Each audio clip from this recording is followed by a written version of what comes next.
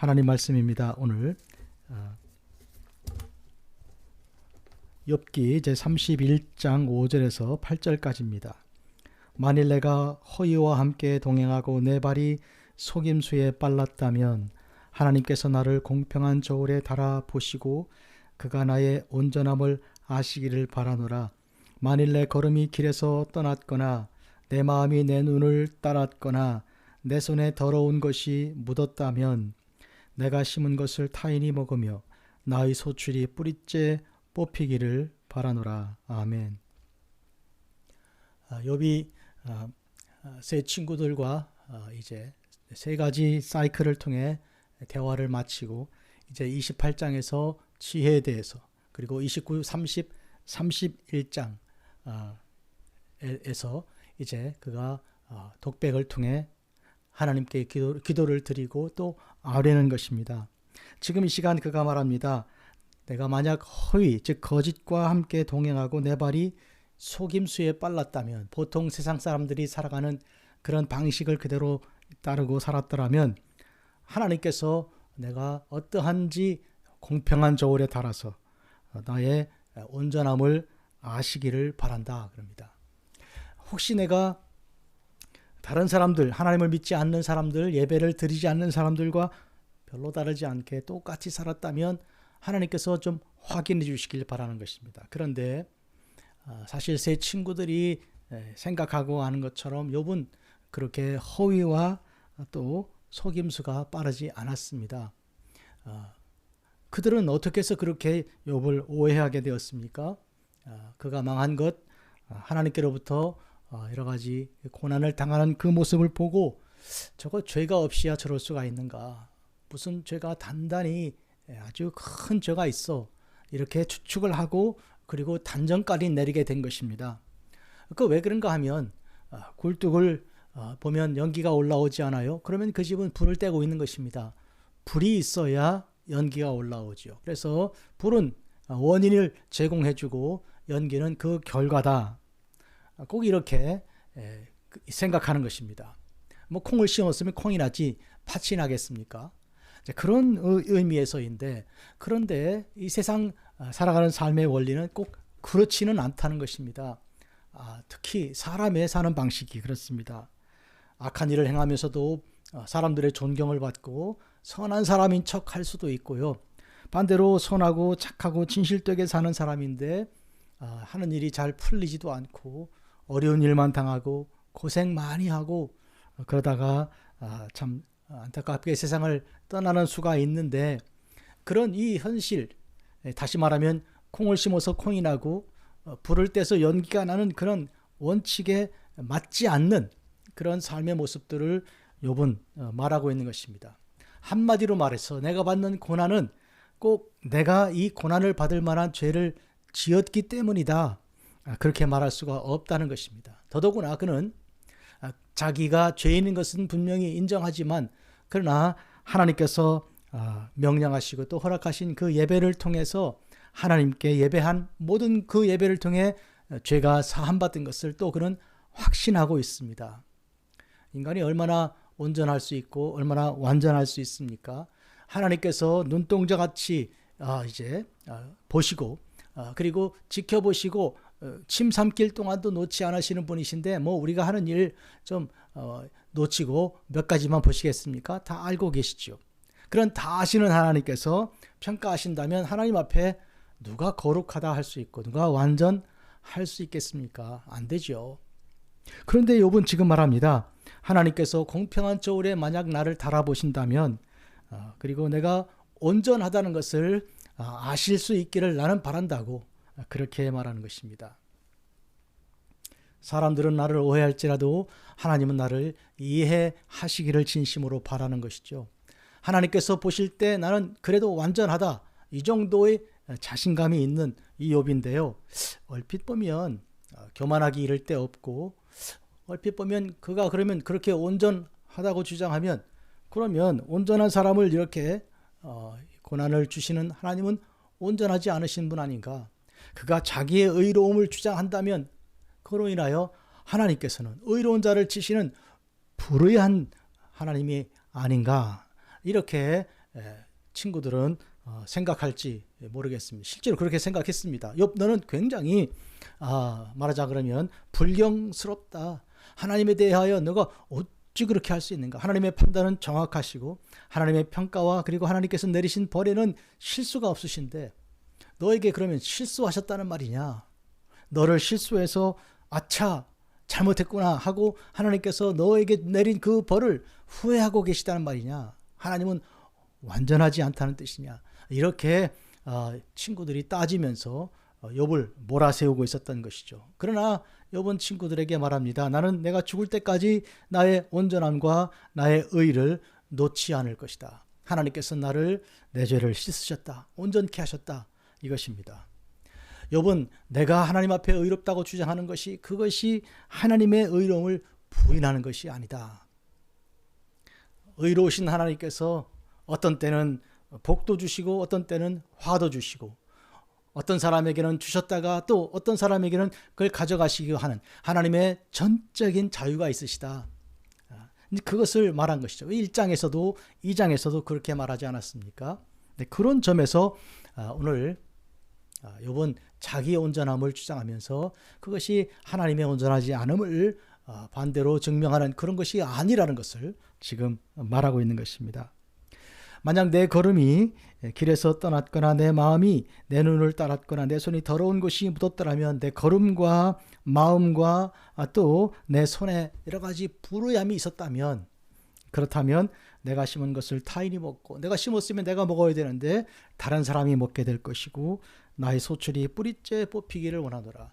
내가 추수할 때 거두는 것이 아니고 추수 전에 누가 뽑아가고 나는 아무것도 없는 들판으로 나가게 되는 이제 그런 것을 내가 바란다. 그렇게 말합니다. 한마디로 말하면 나는 걸음과 또 내 마음의 그 눈과 또 내 손에 어떤 것도 더러움이 있지 않다 하는 그런 확증이죠. 이를 통해서 우리가 아는 것은 첫 번째로 그는 죄인이지만 하나님이 자기를 온전히 씻으셔서 지금 이와 같이 완전함에 이르게 되었다고 주장하는 것입니다. 사랑하는 성도 여러분, 우리가 살아가는 동안 원수 마귀는 우리를 이야기합니다. 너 아직 죄인 아니냐? 내가 너 그때 한 일을 다 알고 있다. 얼마나 나쁜 짓을 했는지 그거 내가 모를 줄 아느냐? 이렇게 말하는 사람들이 있습니다. 특히 가까운 사람들, 친구들 사이에서야 더 말할 거 없겠죠. 어렸을 때, 젊었을 때, 사춘기 때, 청년의 시절에 지은 그런 잘못된 것들, 잘못된 판단과 살아간 삶에 방탕했던 것들을 다 안다고 하면 낯이 뜨끈해져서 감히 거룩한 삶을 살지도 못하고 욕심을 내지도 못하고 이왕 버린 거 이미 포기된 거 뭐 내 그냥 이렇게 살지 이런 생각이 들게 될지도 모르겠어요. 그렇지만 욥은 하나님께서 나의 죄를 사하신 것에 대한 확증을 가지고 그와 같은 확신 속에서 이제 내가 공평한 저울에 달아도 하나님의 저울에 달아도 나는 하나님께서 내가 온전하다는 것을 아시게 될 것이다. 이렇게 말하고 있습니다. 이것은 하나님께서 보내신 예수 그리스도의 십자가 그 보혈의 그 죄 씻음이 얼마나 완전한 것인가를 증명하는 것이지 내가 원래 그런 것을 말하는 것이 아닙니다, 여러분. 오늘 우리는 예수님께서 십자가 못 박혀 죽으신 그 다음 날 이제 새벽 예배를 드리고 있는데요. 우리는 예수님께서 죽으신 죽음이 완전한 죽음이시고요. 흘리신 그 피가 완전한 피여서 우리 죄를 속할 때 하나도 남김없이 깨끗하게 용서하신 사실을 확실하고 알아야 할 것입니다. 그래서 원수 마귀가 나는 내가 지은 죄를 알고 있다거나 이와 같이 하여서 죄를 꼬투리 삼아 우리에게 들어오려고 할 그때에 그를 물리치는 것이 나는 죄가 없다. 나는 무죄하다. 나는 본래 죄인이었지만 나의 죄를 용서하신 분이 계신데 그냥 용서하신 게 아니고 당신의 아들 예수님의 십자가 보혈로 씻어 깨끗하게 하셨다. 보라, 나는 온전하고 나는 완전하다. 물러가라 하여 원수 마귀를 물리칠 수 있어야 합니다. 예수님께서 제자들을 파송하시면서 다섯 가지 표징들을 보여주시는 중에 귀신을 쫓아내며 새 방언을 말하며 이전의 말이 아니고 새로운 말을 말하며 그리고 무슨 독을 마실지라도 해를 받지 않고 또 뱀을 집으며 이와 같은 영적인 역사를 주 안에서 이루게 되는 그 놀라운 그 은혜를 말씀해 주셨는데, 이 죄인으로서는 할 수 있는 일이 하나도 아닙니다. 또 마지막에 병든 자에게 손을 얹은 적 낫는다 그랬는데, 뭐 자기 죄가 있어서 기도할 때 편안하지도 않은 사람이 무슨 그런 역사를 이루어내겠습니까? 그러나 예수님의 십자가 보혈의 씻음이 완전한 것을 오늘 욥이 믿은 것처럼 오늘 우리도 그것을 믿어야 합니다. 나는 부족하고 나는 약하지만 예수님께서는 이제 온전하시고 강하신 분이시고, 나의 삶에는 죄가 많지만 예수님은 죄 없으신 주님께서 나의 모든 죄를 다 씻어주셨다는 것을 확증해야 할 것입니다. 또 한 가지 기억해야 할 것은, 예배를 드리고 난 다음에, 속죄함 받고 난 다음에 성화의 과정을 이제 가는 거예요. 성화란 말은 거룩하게 되는 과정이에요. 날마다 우리는 완전하지 않지만, 그러나 뒤로 가지 않습니다. 머물러 있지도 않고요. 앞으로 가는 거예요. 하루 지나면 하루만큼 앞으로 전진한 거예요. 이 점을 꼭 기억하시기 바랍니다. 그래서 성화의 과정, 우리는 과정에 있지만 물러가지 않고 앞으로만 갑니다. 앞으로 천성을 향해 나가는 것입니다. 저 높은 곳을 향하여 날마다 나가는 것입니다. 사랑하는 성도 여러분, 이와 같은 성화의 과정에 욥은 혼자가 아닙니다. 대속자가 계시고 증인이 계시고 그의 뒤를 따라가는 것입니다. 예수님께서 너희가 나를 따라오려거든 너희를 부인하고 너희 십자가를 지고 나를 따라올 것이다 말씀하셨습니다. 우리가 우리를 부인하고 우리의 십자가를 지고 주님을 따라가는 그 발걸음에 앞으로 한 걸음 나가는 삶이면, 분명히 오늘은 어제보다, 그리고 내일은 오늘보다 더 낫고 더 거룩한 삶이 되어 천국이 한 걸음씩 가까워지는 삶을 살게 되는 것입니다. 우리는 이런 주님의 명령을 듣습니다. 그러므로 너희 하나님의 온전하신 같이 너희도 온전하라. 이게 인간에게 불가능한 일 같으면 주님께서 왜 명령하셨겠습니까? 불가능하지가 않습니다. 예수님 안에서 가능한 일입니다. 고린도후서에서 5장 17절에 그리스도 예수 안에서 새로운 피조물이니 이전 것은 지나갔으니 보라 새 것이 되었다 하셨어요. 죄로 씻음 받았으니 우리는 새 사람이었고 본어게인 한 것이죠. 거듭난 것이죠. 이와 같은 가운데 하나님의 온전하심을 따라 우리가 온전케 되는 일인데, 주님께서 명령하시니까 가능한 것이죠. 우리 죄를 용서하신 우리 주님께서. 욥이 가진 이 확신을 우리도 가지고 천국 생활 날마다 이 세상에서 하면서 천국 소망을 가지고 살면서 영원한 천국을 바라보는 성도 여러분 되실 줄을 믿습니다. 축복합니다. 아멘. 거룩하신 아버지 하나님, 이 시간 저희들과 함께 하여 주사 주님의 거룩하심과 온전하심을 따라 욥이 가진 이 주님께서 평가하실 때 온전하다. 이것은 주님께서, 하나님께서 보내신 하나님의 아들 독생자 예수님의 피로, 그 완전한 피로 깨끗하게 씻으신 것을 내가 믿는 그 믿음이라고 우리는 분명히 확신합니다. 또한 우리가 이와 같이 십자가를 지고 우리를 날마다 부인하며 주님을 따라가는 거룩한 성도의 삶을 살아가게 될 때, 우리가 정말 원수 마귀에게 흠잡힐 만한 일이 없고, 우리를 비방하는 친구들과 주변 사람들의 비방을 잠재우고 오히려 그들에게